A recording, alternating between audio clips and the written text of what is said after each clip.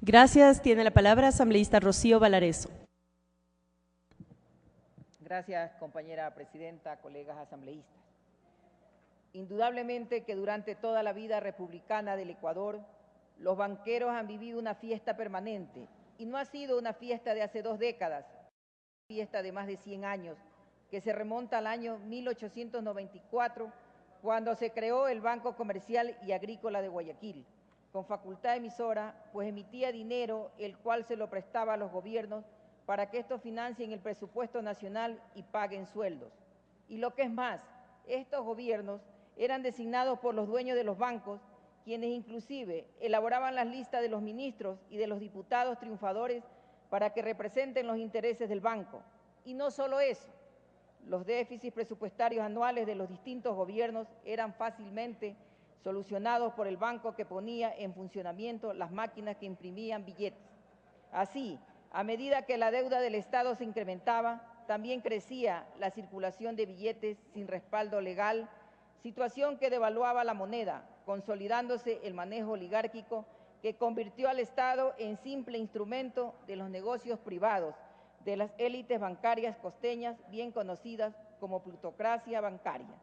De esta manera, para el año 1925, la deuda del Estado ecuatoriano al Banco Comercial y Agrícola era de 21 millones de sucres, más 11 millones de intereses, al tiempo que la moneda circulante ilegal sin respaldo había crecido a más de 18 millones de sucres.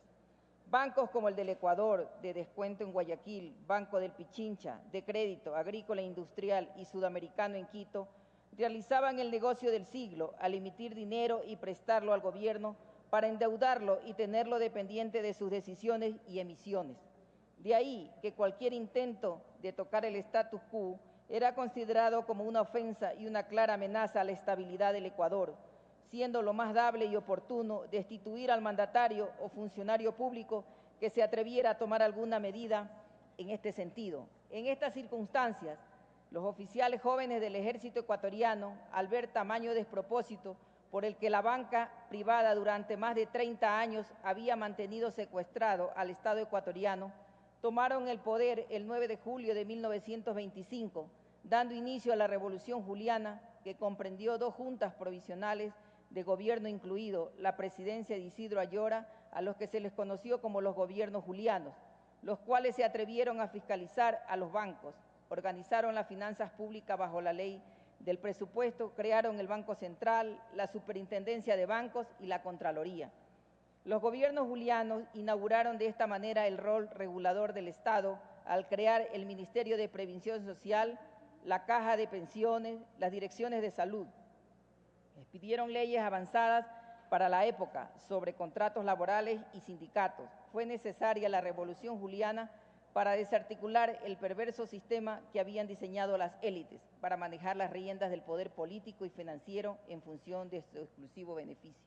Ellos, los banqueros, por más que digamos que no, han sido los dueños de nuestro dinero, pues tienen que garantizar los depósitos de quienes confían en ellos, pues de una u otra manera han sido los que han manejado el dinero de sus clientes a su gusto y albedrío.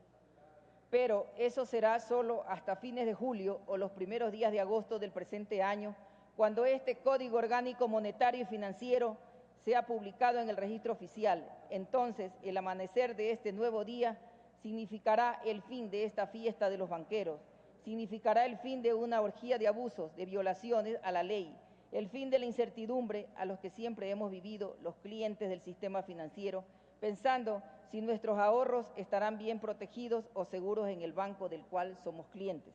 Todo o casi todo se ha dicho ya de las fortalezas de esta nueva ley. Sin embargo, quiero destacar el